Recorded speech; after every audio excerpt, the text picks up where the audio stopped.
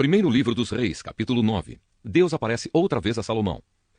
Depois que Salomão acabou de construir o templo e o palácio real e tudo mais que havia planejado construir, o Senhor Deus apareceu outra vez a ele, como havia aparecido em Gibeão. O Senhor lhe disse: Eu ouvi a sua oração e o pedido que você fez na minha presença. Declarei santo este templo que você construiu como lugar onde serei adorado para sempre. Eu tomarei conta dele e sempre o protegerei. Se você me servir com um coração sincero e honesto, como Davi, o seu pai, serviu, e se obedecer às minhas leis e ordens, e fizer tudo o que eu mandar, então eu cumprirei a promessa que fiz a Davi, o seu pai, quando lhe disse que Israel sempre seria governado pelos descendentes dele. Mas se você ou os seus descendentes deixarem de me seguir, se desobedecerem às leis e aos mandamentos que eu lhes dei, e se adorarem e servirem outros deuses, então eu arrancarei Israel, o meu povo, da terra que lhe dei. E também abandonarei este templo que separei para ser o lugar onde devo ser adorado. Aí todos os povos vão desprezar e zombar de Israel. Este templo virará um monte de ruínas, e todos os que passarem por perto dele ficarão chocados e espantados e perguntarão: Por que foi que Deus fez isto com esta terra e com este templo? E a resposta será: Foi porque os israelitas abandonaram o Senhor, seu Deus, que tirou os antepassados deles do Egito. Eles seguiram outros deuses e os adoraram e os serviram. Foi por isso que o Senhor fez com que toda esta desgraça caísse sobre eles. Salomão e Hirão. Salomão levou 20 anos para construir o templo e o seu palácio. O rei Hirão da cidade de Tiro havia fornecido a ele toda a madeira de cedro e de pinho e todo o ouro que ele precisou para esse trabalho. Depois que terminaram as obras, Salomão deu a Hirão 20 cidades na região da Galileia. Hirão foi vê-las e não gostou delas. Aí disse a Salomão: Então são estas as cidades que você me deu, meu irmão? Por isso aquela região é chamada até hoje de Cabul. Hirão havia mandado para Salomão mais de 4.000 quilos de ouro. Outros trabalhos e construções de Salomão. O rei Salomão usou trabalhadores forçados para construir o templo e o seu próprio palácio, para aterrar o lado leste da cidade e para construir as muralhas de Jerusalém. Também usou esses trabalhadores para reconstruir as cidades de Azor, Megido e Gézer. Faraó, rei do Egito, havia atacado e conquistado a cidade de Gézer, matando seus moradores, que eram cananeus, e pondo fogo na cidade. Depois, o rei do Egito tinha dado Gézer como presente de casamento à sua filha quando ela casou com Salomão. E Salomão reconstruiu a cidade. Usando seus trabalhadores forçados, Salomão também reconstruiu Bet-Horon de Baixo, Baalate e Tadmor, no deserto de Judá. Ainda reconstruiu as cidades onde armazenava mantimentos, as cidades onde ficavam seus cavalos e carros de guerra, e tudo mais que ele quis construir em Jerusalém, no Líbano e em outras partes do seu reino. Para esse trabalho forçado, Salomão usou os descendentes do povo de Canaã, que os israelitas não haviam matado quando conquistaram o seu país. Entre esses trabalhadores forçados estavam amorreus, heteus, perizeus, heveus e jebuseus. E os descendentes deles continuam escravos até hoje. Nenhum israelita foi obrigado a trabalhar como escravo. Os israelitas serviram como soldados, oficiais, comandantes, capitães de carros de guerra e cavaleiros. 550 oficiais estavam encarregados dos trabalhadores forçados, que eram usados nas várias construções de Salomão. Salomão aterrou o lado leste da cidade, depois que a sua esposa, a filha do rei do Egito, se mudou da cidade de Davi para o palácio que Salomão havia construído para ela. 3 vezes por ano Salomão oferecia sacrifícios a serem queimados e ofertas de paz no altar que ele havia construído para Deus, o Senhor. Ele também queimava incenso ao Senhor. E assim Salomão terminou a construção do templo. O rei Salomão também construiu uma frota de navios em Ezion-Geber, que fica perto de Elate, no Golfo de Acaba, no país de Edom. O rei Hirão mandou alguns marinheiros competentes da sua frota de navios para navegarem junto com os homens de Salomão. Eles foram até a terra de Ofir e trouxeram para Salomão mais de 14.000 quilos de ouro. Carta aos Efésios, capítulo 6. Filhos e pais. Filhos, o dever cristão de vocês é obedecer ao seu pai e à sua mãe, pois isso é certo. Como dizem as Escrituras, respeite o seu pai e a sua mãe, e esse é o primeiro mandamento que tem uma promessa, a qual é: faça isso a fim de que tudo corra bem para você e você viva muito tempo na terra. Pais, não tratem os seus filhos de um jeito que faça com que eles fiquem irritados. Pelo contrário, vocês devem criá-los com a disciplina e os ensinamentos cristãos. Escravos e seus donos. Escravos, obedeçam com medo e respeito àqueles que são seus donos aqui na terra. E façam isso com sinceridade, como se estivessem servindo a Cristo. Não obedeçam aos seus donos só quando eles estiverem vendo vocês, somente para conseguir a aprovação deles. Mas, como escravos de Cristo, façam de todo o coração o que Deus quer. Trabalhem com prazer, como se vocês estivessem trabalhando para o Senhor e não para pessoas. Lembrem que cada pessoa, seja escrava ou livre, será recompensada pelo Senhor de acordo com o que fizer. Donos de escravos, tratem os seus escravos também com respeito e parem de ameaçá-los com castigos. Lembrem que vocês e os seus escravos pertencem ao mesmo Senhor que está no céu, o qual trata a todos igualmente. A armadura do cristão. Para terminar, Tornem-se cada vez mais fortes, vivendo unidos com o Senhor e recebendo a força do seu grande poder. Vistam-se com toda a armadura que Deus dá a vocês para ficarem firmes contra as armadilhas do diabo, pois nós não estamos lutando contra seres humanos, mas contra as forças espirituais do mal que vivem nas alturas, isto é, os governos, as autoridades e os poderes que dominam completamente este mundo de escuridão. Por isso peguem agora a armadura que Deus lhes dá. Assim, quando chegar o dia de enfrentarem as forças do mal, vocês poderão resistir aos ataques do inimigo e depois de lutarem até o fim, vocês continuarão firmes, sem recuar. Portanto, estejam preparados, usem a verdade como cinturão, vistam-se com a couraça da justiça e calcem como sapatos a prontidão para anunciar a boa notícia de paz. E levem sempre a fé como escudo, para poderem se proteger de todos os dardos de fogo do maligno. Recebam a salvação como capacete e a palavra de Deus como a espada que o Espírito Santo lhes dá. Façam tudo isso orando a Deus e pedindo ajuda dele.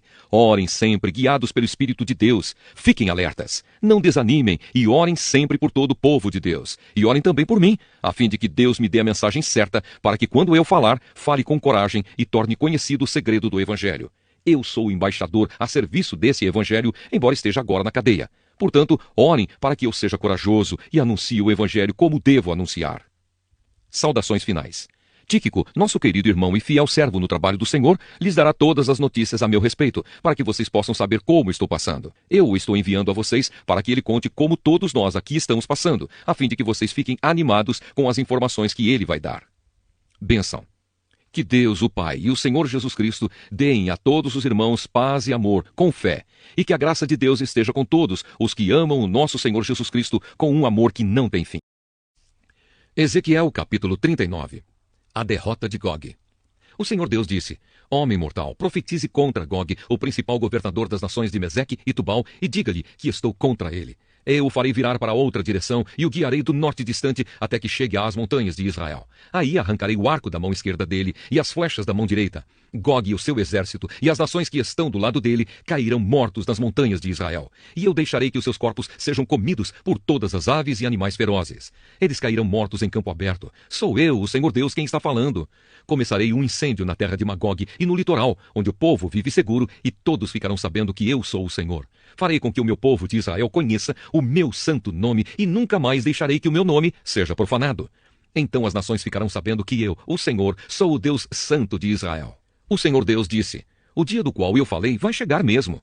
O povo que vive nas cidades de Israel sairá e ajuntará as armas abandonadas para fazer fogo com elas. E durante 7 anos acenderão fogo com os escudos, arcos, flechas, porretes e lanças. Não terão de ajuntar lenha nos campos, nem de cortar árvores na floresta, pois terão as armas abandonadas para queimar. Eles roubarão e tirarão as coisas daqueles que os roubaram e tiraram as suas coisas. O Senhor Deus está falando. O sepultamento de Gog. O Senhor disse: Quando tudo isso acontecer, darei a Gog um lugar onde ele será sepultado em Israel, no Vale dos Viajantes, a leste do Mar Morto. Essa sepultura fará parar os que passarem por ali. Gog e todo o seu exército serão sepultados ali, e o vale será chamado de Vale do Exército de Gog.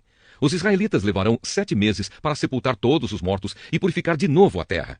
Todos na terra de Israel ajudarão a sepultá-los e, por causa disso, receberão homenagens no dia da minha vitória. Sou eu, o Senhor Deus, quem está falando. Depois de passarem esses 7 meses, serão escolhidos homens encarregados de andarem pelo país a fim de achar e sepultar os corpos que ficaram no chão.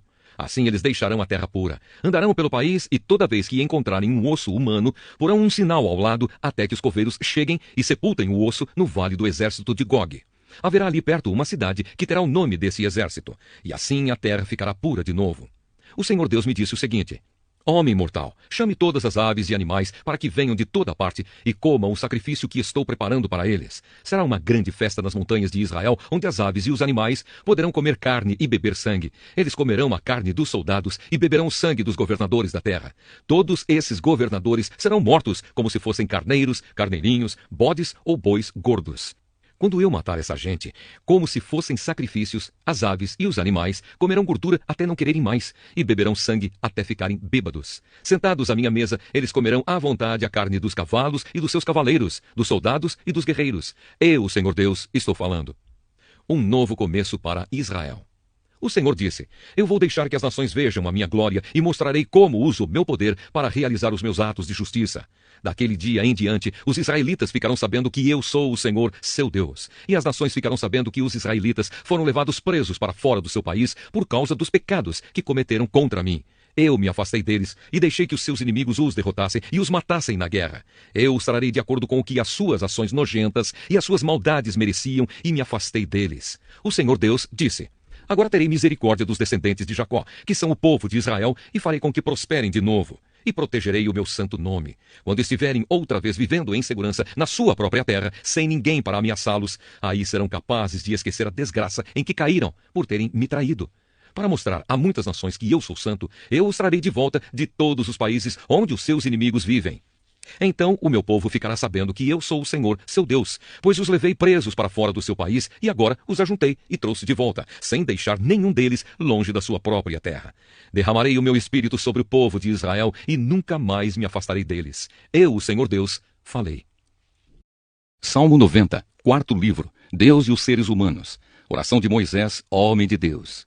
Senhor, tu sempre tens sido o nosso refúgio. Antes de formares os montes e de começares a criar a terra e o universo, tu és Deus eternamente no passado, no presente e no futuro. Tu dizes aos seres humanos que voltem a ser o que eram antes. Tu fazes com que novamente virem pó. Diante de ti 1000 anos são como um dia, como o dia de ontem que já passou. São como uma hora noturna que passa depressa. Tu acabas com a vida das pessoas. Elas não duram mais do que um sonho. São como a erva que brota de manhã, que cresce e abre em flor, e de tarde seca e morre. Nós somos destruídos pela tua ira, e o teu furor nos deixa apavorados. Tu pões as nossas maldades diante de ti, e com a tua luz examinas os nossos pecados secretos. De repente, os nossos dias são cortados pela tua ira. A nossa vida termina como um sopro. Só vivemos uns 70 anos e os mais fortes chegam aos 80, mas esses anos só trazem canseira e aflições.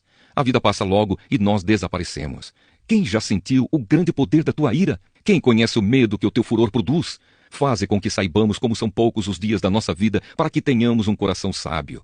Olha de novo para nós, ó Senhor Deus. Até quando vai durar a tua ira? Tenha compaixão dos teus servos. Alimenta-nos de manhã com o teu amor, até ficarmos satisfeitos, para que cantemos e nos alegremos a vida inteira. Dá-nos agora muita felicidade, assim como nos deste muita tristeza no passado, naqueles anos em que tivemos aflições. Que os teus servos vejam as grandes coisas que fazes, e que os nossos descendentes vejam o teu glorioso poder. Derrama sobre nós as tuas bênçãos, ó Senhor nosso Deus. Dá-nos sucesso em tudo o que fizermos. Sim, dá-nos sucesso em tudo.